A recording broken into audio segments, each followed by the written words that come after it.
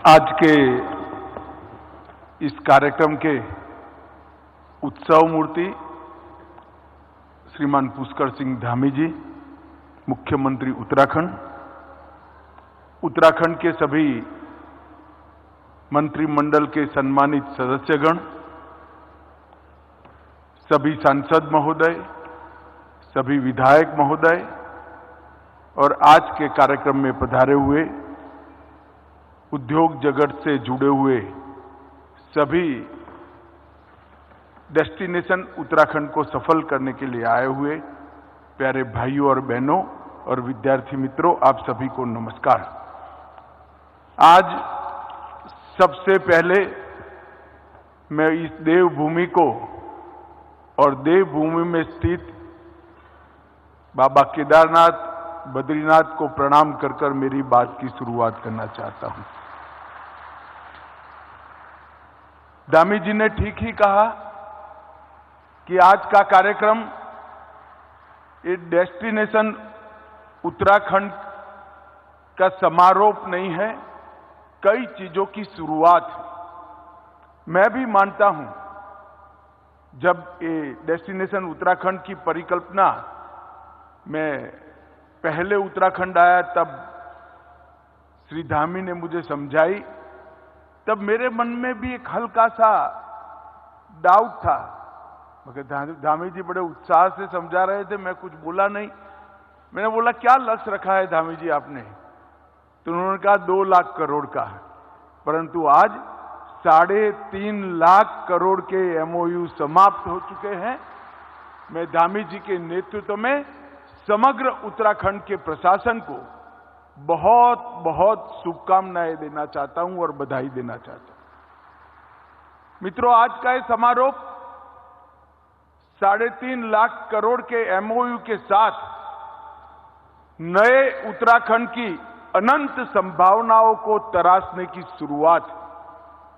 अब उत्तराखंड अपने राज्य की प्राकृतिक सौंदर्य को बिगाड़े बगैर इको फ्रेंडली तरीके से किस प्रकार से इस छोटे से राज्य को उद्योग जगत के साथ भी जोड़ा जा सकता है, इसका एक मजबूत उदाहरण समग्र विश्व के सामने बनेगा, इसका मुझे पूरा भरोसा है।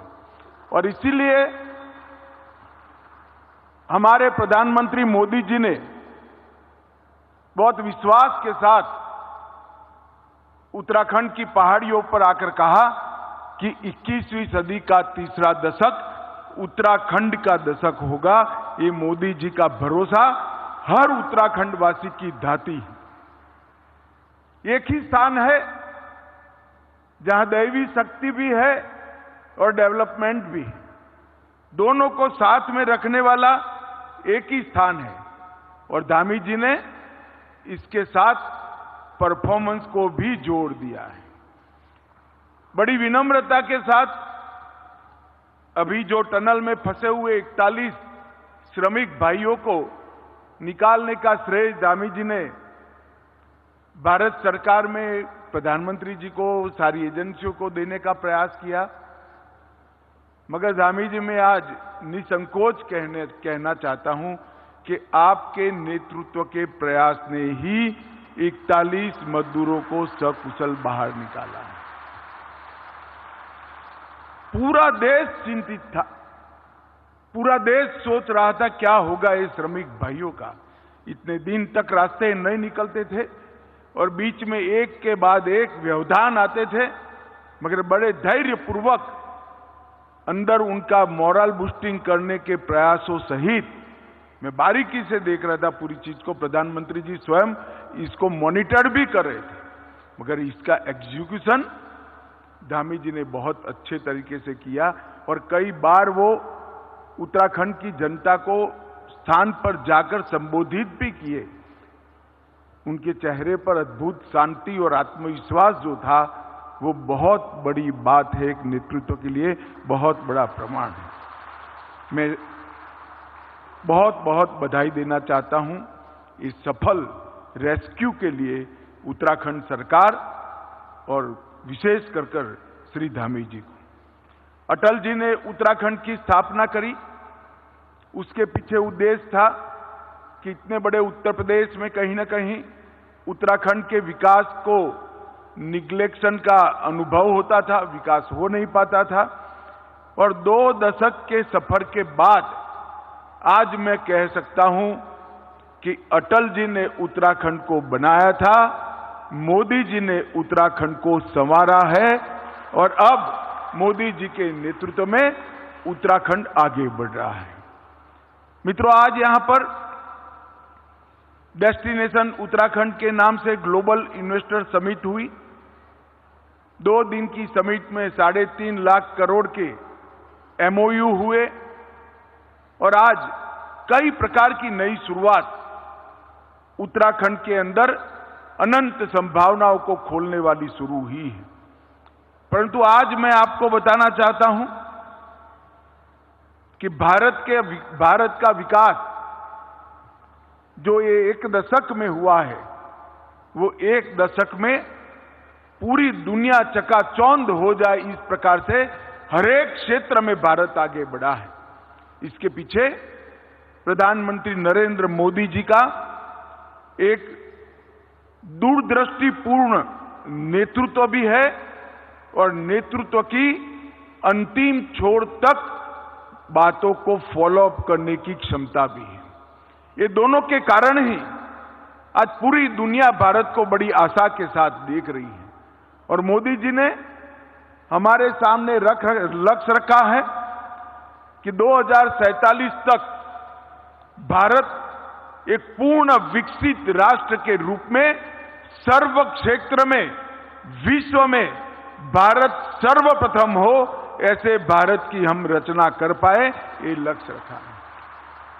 मैं खंबाता जी को सुनता था। खंबाता जी, आपका हौसला बहुत बुलंद है, मगर लक्ष्य रखते वक्त हमने भी तय किया है कि 2047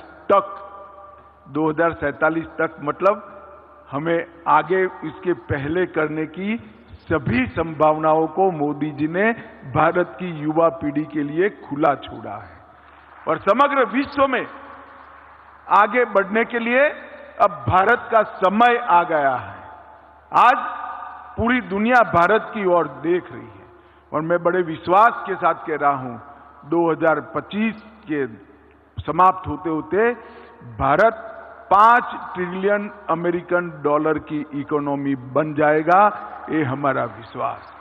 ये 10 साल के अंदर विश्व के अर्थतंत्रों की तालिका में 11वें नंबर पर से 5वें नंबर की अर्थव्यवस्था हम बन चुके हैं। और मैं आज यहां जो युवा बैठे हैं और जो इन्वेस्टर बैठे हैं उनको बताना चाहता हूं कि आजादी के 75 साल हो गए, किसी एक 10 साल में इतनी बड़ी छलांग भारत के अर्थतंत्र ने कभी नहीं लगाई है जो 2014 से लेकर 2023 तक लगाई। IMF ने भी डार्क जोन में ब्राइट स्पॉट कहा। मॉर्गन स्टैनली ने उनके अनुसार निश्चित रूप से कहा है कि 2027 तक जापान और जर्मनी को पीछे छोड़कर भारत विश्व की 3रे नंबर की अर्थव्यवस्था बन गए। ये सारे शुभ संकेत भारत आज क्लाइमेट चेंज के आंदोलन का भी नेतृत्व कर रहा है। मेक इन इंडिया के माध्यम से पूरी दुनिया की GDP में जो सुस्ती है उसको गति देने का भी प्रयास कर रहा है और टेरर फ्री दुनिया का नेतृत्व भी हमारे प्रधानमंत्री नरेंद्र मोदी जी कर रहे हैं। इतने सारे मल्टी डायमेंशनल बदलाव भारत के अंदर जो हुए एक विजनरी लीडरशिप के कारण। मित्रों, हम सब ने अभी अभी G20 को देखा है। G20 के अंदर आए हुए विदेशी मेहमानों से जब बात होती थी वो सभी लोग कहते थे हम कई G20 समिटों में गए हैं, 1, 2 या 3 ही शहर में यजमान देश व्यवस्था कर पाते थे। भारत ने सभी के सभी केंद्र शासित प्रदेश, राज्य और देश के 60 स्थानों पर विदेशी मेहमानों को पहुंचाकर भारत का परिचय कराने का काम किया। और मैं आज बड़े विश्वास के साथ कह रहा हूं मित्रों कि दिल्ली डिक्लेरेशन एक कूटनीतिक क्षेत्र में भारत के परचम को आसमान तक ऊंचा ले जाने वाला दिल्ली डिक्लेरेशन है। ये दिल्ली डिक्लेरेशन को कई दशकों तक याद किया जाएगा और इसके अंदर अफ्रीकन यूनियन को सदस्य बनाने की जो घटना हुई है, समग्र दुनिया के पिछड़े देशों का नेतृत्व ऑटोमेटिकली भारत के पास आ गया है। इस प्रकार का विजनरी नेतृत्व नरेंद्र मोदी जी ने दिया। हमने इस 10 साल के अंदर 13.5 करोड़ लोगों को गरीबी रेखा के बाहर निकाला है। भारत की प्रति व्यक्ति आय 2 गुना करने में केवल 10 साल के अंदर हमें सफलता मिली है। -3% कृषि का ग्रेथ रेट इसको +4.6% पर ले जाने में ये 9 साल में हमने सफलता की है। मतलब करोड़ों किसानों के भविष्य की चिंता भी इसके साथ हुई है। और 2014 में केवल 4 यूनिकॉर्न स्टार्टअप थे और आज 110 भारतीय स्टार्टअप यूनिकॉर्न क्लब में सम्मान के साथ बैठे हैं। भारत के युवाओं ने विश्व के मंच पर भारत को यश दिलाने का काम किया है। अब तक का सबसे ज्यादा एफडीआई $84.8 बिलियन 2022 में आया। एक्सपेंडिचर के फोकस में कैपिटल एक्सपेंडिचर आज तक के बजटों में सबसे ज्यादा 46.8 कैपिटल एक्सपेंडिचर का लक्ष्य सिद्ध करने का काम भारत ने किया है। मित्रों, 9 वर्षों में जो बदलाव आई है वो आत्मनिर्भर भारत की लहर है। 140 करोड़ भारतीयों के आत्मविश्वास का ये बदलाव परिचायक है और विरासत और टेक्नोलॉजी दोनों क्षेत्र में एक साथ काम करना और अनेक प्रकार के प्रशासन में परिवर्तन करने का काम प्रधानमंत्री जी के नेतृत्व में हुआ है। राजनीतिक स्थिरता, भ्रष्टाचार मुक्त शासन, जन कल्याण की नीतियां, इन्वेस्टमेंट फ्रेंडली एजेंडा और शांतिपूर्ण माहौल, इस सभी मामलों में 9 साल के अंदर ढेर सारा काम हुआ है। इसके लिए मैं मोदी जी को बहुत बहुत बधाई देना चाहता हूं। और आज जब मैं यहां पर आया हूं तब ये जरूर कहना चाहूंगा, मैं एडमिनिस्ट्रेशन के आंकड़ों का विद्यार्थी हूं। उत्तराखंड की स्थापना से लेकर अब तक के उत्तराखंड के प्रोग्रेस के आंकड़ों को मैं बारीकी से देखता हूं, क्योंकि ये उत्तराखंड, झारखंड और छत्तीसगढ़ की रचना अटल जी ने छोटे राज्यों की रचना कर विकास को गति देने के एक्सपेरिमेंट के लिए की थी। एक्सपेरिमेंट का क्या प्रयोग आया, एक्सपेरिमेंट का क्या परिणाम आया, वो पूरी दुनिया के लिए बहुत महत्वपूर्ण है। इसलिए मैं बारीकी से देखता हूं। मैं आज बेझिझक कह सकता हूं कि भारतीय जनता पार्टी के नेतृत्व में और पुष्कर सिंह धामी के मुख्यमंत्री काल में उत्तराखंड ने सबसे ज्यादा प्रगति करने का काम किया है।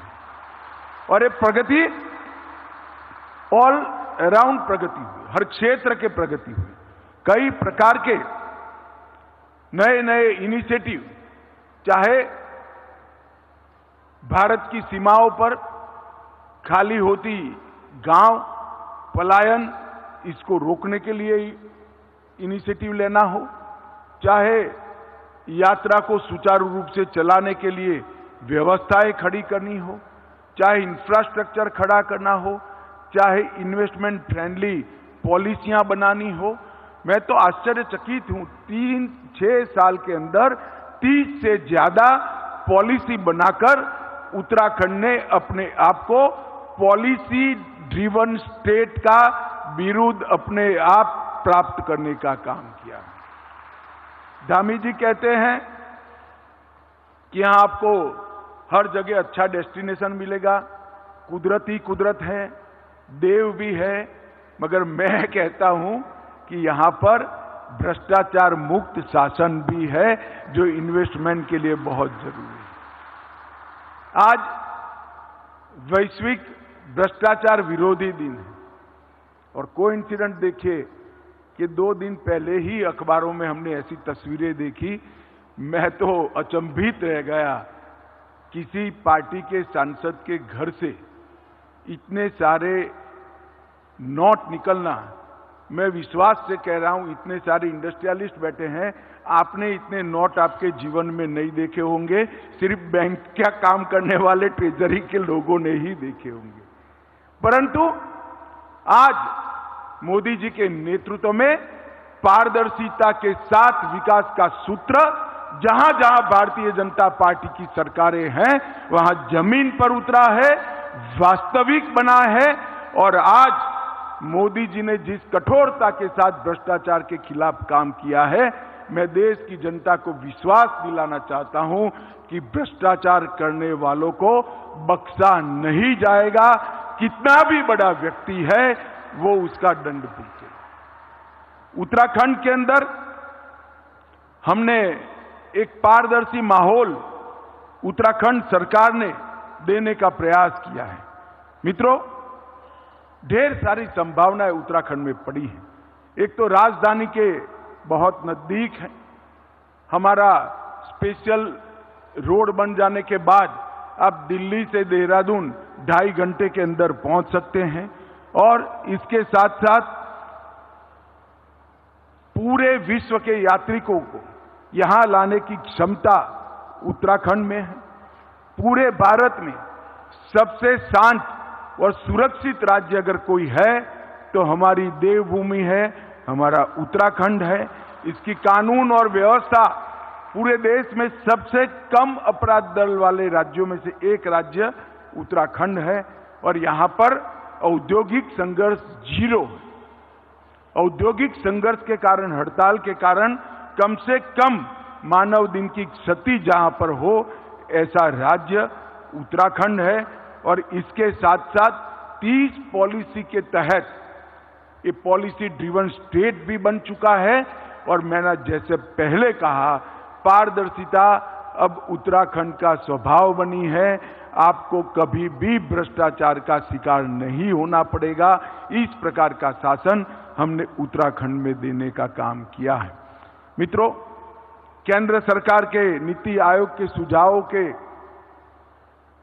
अमल करते हुए सेतु के अंतर्गत इन्होंने 3 सेंटर भी स्थापे हैं, जो economic development, public policy and good governance और एविडेंस बेस्ड प्लानिंग, ये 3 विषयों पर समग्र देश की पॉलिसी की चिंता और चर्चा करने के सेंटर बनने वाले हैं।